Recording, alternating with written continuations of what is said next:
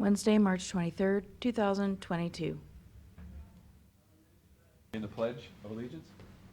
Pledge allegiance. Allegiance to the flag of the United States of America and to the republic for which it stands, one nation, under God, indivisible, with liberty and justice for all. All right, we have bid opening we can do. These are requests for proposals for the Meadows at Osborne Park Therapy Services. We'll just acknowledge the bidder and guarantee.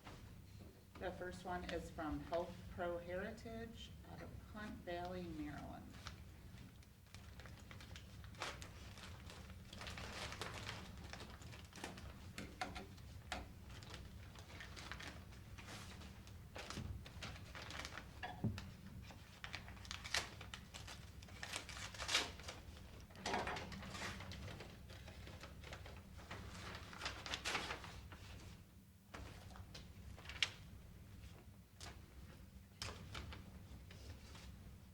The guarantee is present.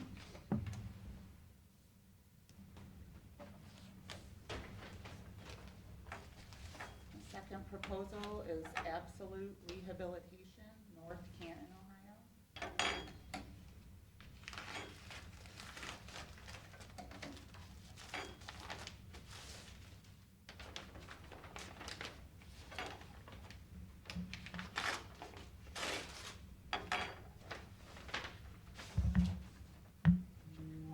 Guarantee is present. And the third proposal is CHS Therapy LLC, Middleburg Heights, Ohio.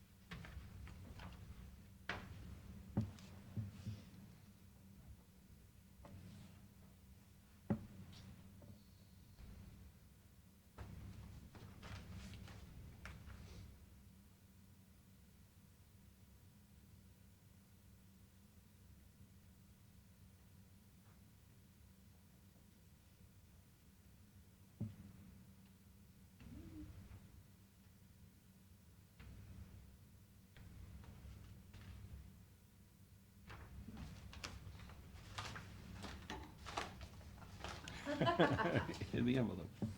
There it is. Guarantee is present. All right, that's all three. That's all three. Make a motion that we accept the bids and turn them over to Meadows staff for further evaluation. Second? Mr. Schaffner? Yes. Mr. Old? Yes. All right, thank you. All right, next, Ohio State University Extension, you guys, feel free to Lead us off, Tom? lead us off and Well, good morning, Commissioner, Commissioner Old, Commissioner Schaffner. Tom DeHaas, OSU Extension with Erie County now. So just made a couple notes so I don't ramble. Basically, my title is the Agriculture and Natural Resource Educator for Erie County. This is my 6th year with Extension. I was 5 years in Lake County, mostly working with nurseries, vineyards, and Christmas tree growers. Taught for 34 years in public education, and my 2 children teach. One's at Danbury and one's at Marblehead. Okay. One's at Port Clinton, Okay. which is why we moved out here. I'm excited to be here. Taught last night out at Wood County, where the tractor pulls are, and mainly one of my initiatives with the team that I'm on is farm stress. So I have a couple things for you. I have a magnet that actually Tina and Tammy in our office were phenomenal, and they created a magnet, and it's a QR code that a farmer can scan and take them to any resource by county, and then they can drill down to whatever resources they think they need. So the goal is to kind of, we are our brother's keeper, and so that's the initiative that we're trying to do.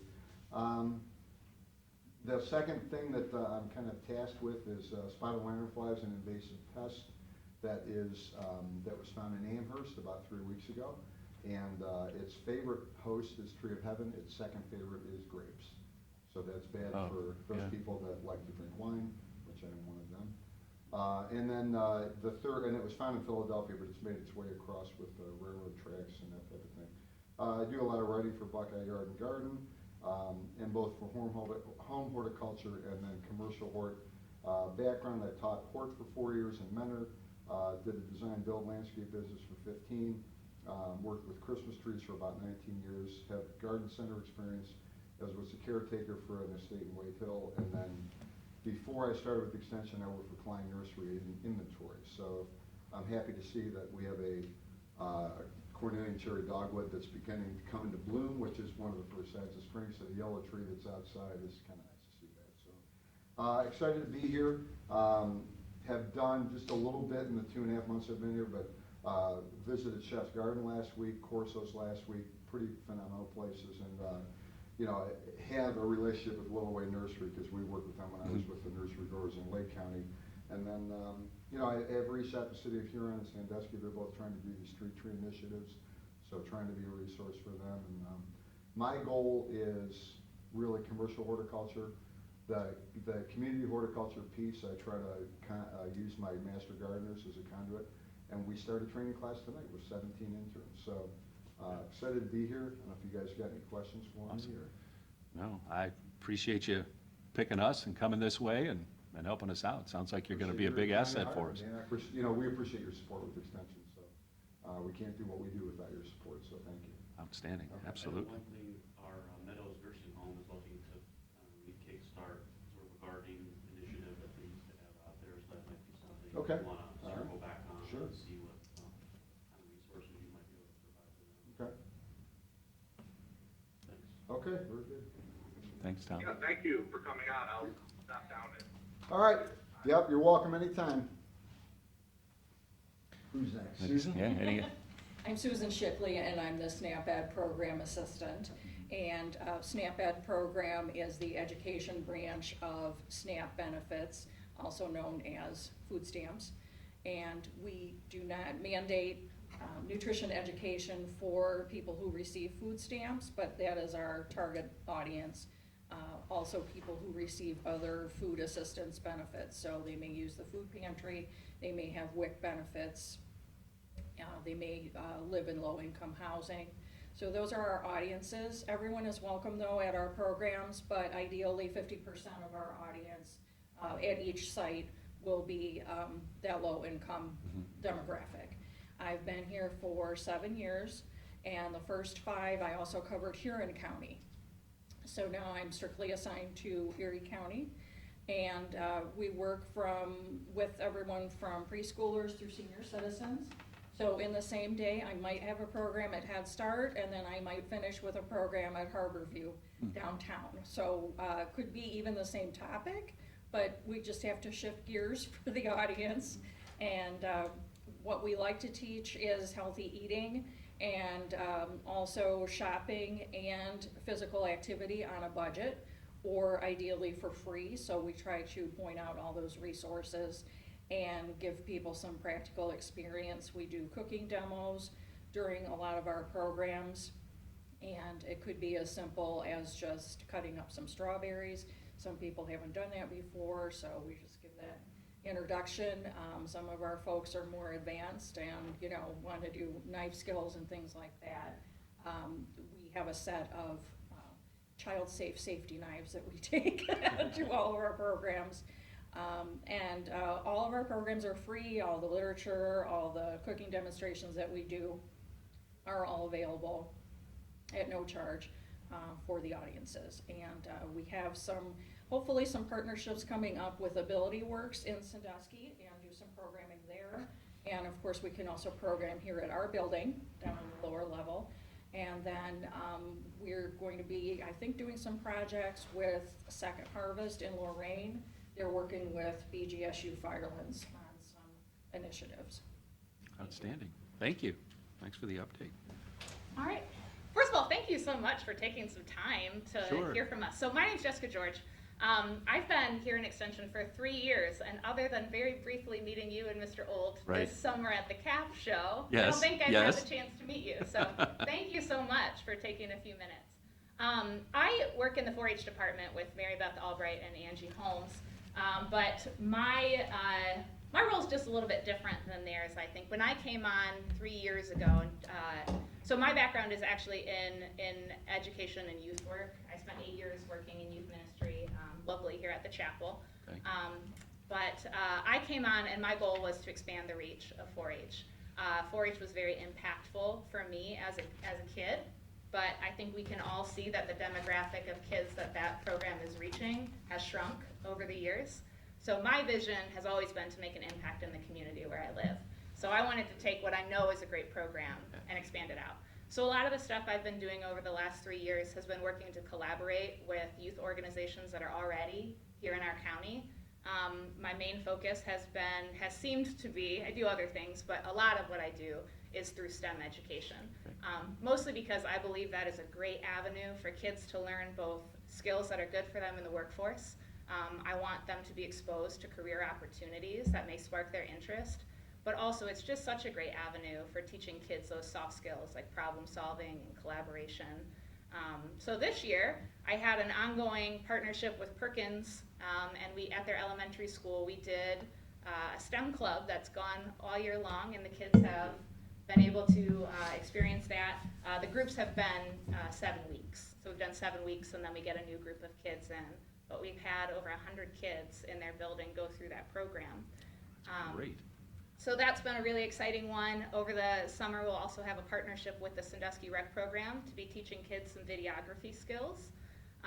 And a weekly program has been happening at Nehemiah Center as well, doing some of the same stuff, taking tech and some of those tech skills and careers and allowing them to use their creativity through that.